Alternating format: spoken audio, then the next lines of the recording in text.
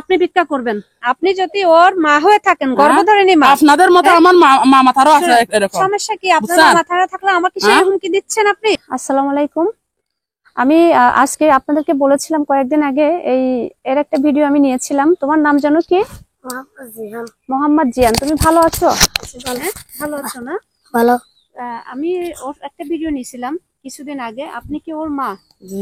জি। মা। এই বাচ্চাটার বয়স কত? 16 বছর চলে। 16 বছর? জি। এতটুক তো হবে না মনে হয়। 16 বছর চলে। 16 বছর চলে। আপনার এর প্রবলেমটা কতদিন থেকে?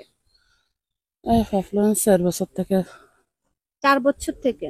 তো আপনি কি ওকে ডাক্তার দেখাইছেন? দেখাইছি। তাহলে ইঁদুরে কেটে ফেটছিল কিছুদিন আগে। আর কিছু পরীক্ষা করছিলাম, রিপোর্টটা আছে। আগের গুলা ইঁদুরে কেটে ফেলছে। কিছুদিন আগে বলতে কতদিন আগে ডাক্তার দেখাইছেন? কতদিন আগে বলতে 1 বছর হয়ে গেছে। 1 বছর। এটা আপনার নিজের সন্তান না? আপনার কয়টা সন্তান? 4টা। 4টা। এখন আপনি যেহেতু 1 বছর আগে, ওর দৈনিক ইনকাম কত? ও যে ভিক্ষা করে, ও তো ভিক্ষা করে তাই না? ও আপনার পেটের সন্তান বলছেন না? ওর একটা ইনকাম আছে না? ওর দৈনিক ইনকামটা কত? কিছু ফেলে ও কিছু খরচ করে, আর কিছু আমাকে দেয়। এখন আপনাকে দেয়, ও কিছু খরচ করে, ও আপনাকে ও খরচ করে না, কারণ ওকে তো মানুষে দিচ্ছে, খাওয়াচ্ছে। হ্যাঁ, আচ্ছা, আমি ওকে জিজ্ঞেস করলাম। আমি আপনার নামে একটা অভিযোগ আছে, সেটা আগে আসবো। অভিযোগটা হলো আপনার নিজের পেটের সন্তান। আপনি ধরেন ওকে দিয়ে, যে ও আপনার সন্তান, আপনি যে ওকে দিয়ে একটা ব্যবসা করাচ্ছেন। হ্যাঁ, একটা ব্যবসা করাচ্ছেন। আমি কিন্তু ওর যে ভিডিওটা আমি ছাড়ছিলাম, এখানে হাজার মানুষে আপনার নামে অভিযোগ দিছে। না, আমি অভিযোগ আমি কোনোদিন বলি না যে তুমি ওখানে যাও, আমি বলি নাই। ও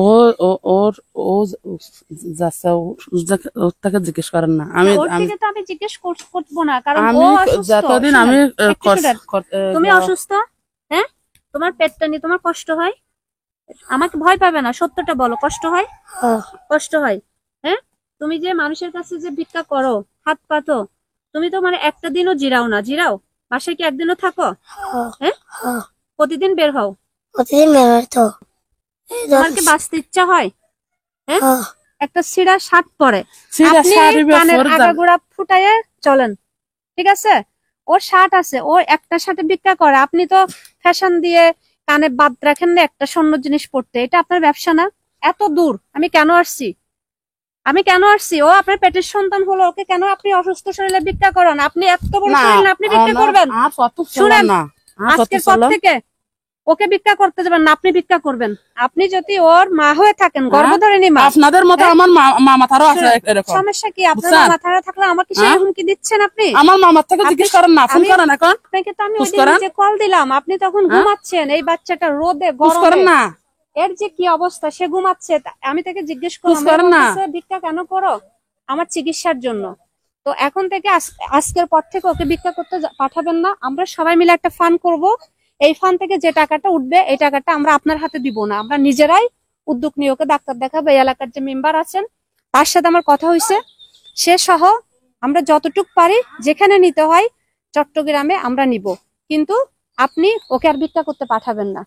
এই বাচ্চাটা যদি কোথাও মরে যায়, আপনি ঠিক পাবেন? দেখেন ওর একটা জিনিস দেখেন, এই প্যাডটা দেখেন, এই একই প্যান্ট, একই শার্ট, একটা মোবাইলও আছে। সে ভিক্ষা করতে যায়, তার পরিবারের সাথে যোগাযোগ করার জন্য একটা মোবাইলও আছে। কতদূর নেটার মানে অ্যাক্টিভ তারা।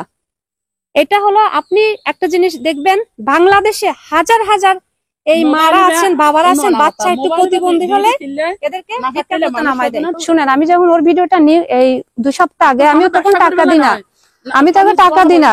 আমি জাস্ট গাড়ি ভাড়াটা দিয়ে ওকে জিজ্ঞেস করি তোর পরিবারে আপনি কার কথা। এই যে শিশু নির্যাতন, শিশু ব্যবসা, এগুলো আমাদের সবার সুদৃষ্টি দেওয়া দরকার। বাচ্চা জন্ম দিচ্ছে, বাচ্চাটা সুস্থ হলে আমার, অসুস্থ হলে এটা ডাস্টবিনে রাস্তা রাস্তা ভিক্ষা করবে।